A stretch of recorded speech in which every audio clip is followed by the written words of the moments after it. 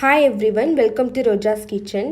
இன்றைக்கி நம்ம கிச்சனில் வெங்காயம் இல்லாமல் எப்படி காரசாரமாக கார சட்னி எப்படி செய்கிறது அப்படின்னு சொல்லி தான் பார்க்க போகிறோம். வாங்க எப்படி செய்யலான்னு பார்க்கலாம். இப்போ நான் ஒரு கடாயில் நல்லெண்ணெய் ஆட் பண்ணியிருக்கேன். நல்லெண்ணெய் ஆட் பண்ணால் தான் அந்த சட்னிக்கு நல்லா டேஸ்ட்டாக இருக்கும். இப்போ நான் 1 டேபிள் ஸ்பூனுக்கு கடலைப்பருப்பு ஆட் பண்ணிக்கிறேன். கடலைப்பருப்பு நல்லா பொரிஞ்சு வரட்டும் நமக்கு. இப்போ கடலைப்பருப்பு நல்லா பொரிஞ்சிருச்சு. இப்போ நான் இது கூட 10 பூண்டு பல் ஆட் பண்ணிக்கிறேன். ஆட் பண்ணிவிட்டு நல்லா வதக்கிப்போம். இப்போ நான் இது கூட 6 to 8 காய்ந்த மிளகாய் ஆட் பண்ணிக்கிறேன். ஆட் பண்ணிவிட்டு அதையும் நல்லா வதக்கிப்போம். இப்போ நான் இது கூட 4 காஷ்மீரி மிளகாய் ஆட் பண்ணிக்கிறேன். இது நான் கலருக்காக மட்டும்தான் ஆட் பண்ணுறேன். உங்களுக்கு வேணும் அப்படின்னா நீங்கள் ஆட் பண்ணிக்கலாம். இப்போ கடலைப்பருப்பு பூண்டு எல்லாமே நமக்கு நல்லா வதங்கிருச்சு. இப்போ நான் இது கூட 2 தக்காளி கட் பண்ணதை ஆட் பண்ணிக்கிறேன். ஆட் பண்ணிவிட்டு அதையும் நம்ம நல்லா வதக்கிப்போம்.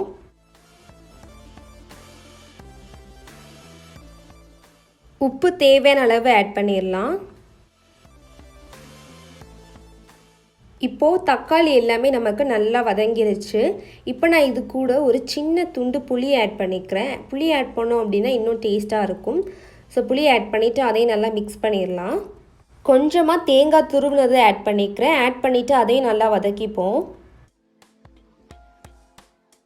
இப்போ எல்லாமே நல்லா வதங்கிருச்சு. இப்போ நம்ம இதை ஆற வச்சுட்டு மிக்சியில் அரைச்சிக்கலாம். நல்லா ஆறிடுச்சு. இப்போ நான் மிக்சி ஜாரில் போட்டு அரைச்சிக்க போகிறேன்.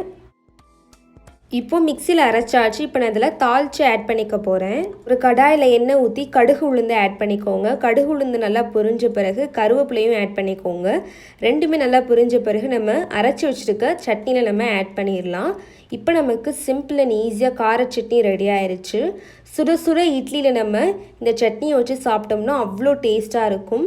அதுவும் இல்லாமல் வெங்காயம் டிமாண்டாக இருக்கிற இந்த டயத்தில் ஒரு சிம்பிள் அண்ட் ஈஸியாக வெங்காயம் இல்லாமல் ஒரு கார சட்னி நம்ம ரெடி பண்ணியாச்சு. இட்லிக்கும் இந்த சட்னிக்கும் அவ்வளோ சுவையாக இருக்கும். ஸோ கண்டிப்பாக வீட்டில் ட்ரை பண்ணி பாருங்கள். ட்ரை பண்ணி பார்த்துட்டு எப்படி இருந்துச்சு அப்படின்னு சொல்லிட்டு கமெண்ட்ஸில் ஷேர் பண்ணுங்கள். இந்த வீடியோ பிடிச்சிருந்தா லைக் பண்ணுங்கள். உங்கள் ஃப்ரெண்ட்ஸும் பார்க்கணுன்னு வச்சிங்கன்னா மறந்துடாமல் அவங்களுக்கும் ஷேர் பண்ணுங்கள். சேனலுக்கு புதுசாக இருந்தீங்க அப்படின்னா மறந்துடாமல் சேனலையும் சப்ஸ்கிரைப் பண்ணிக்கோங்க.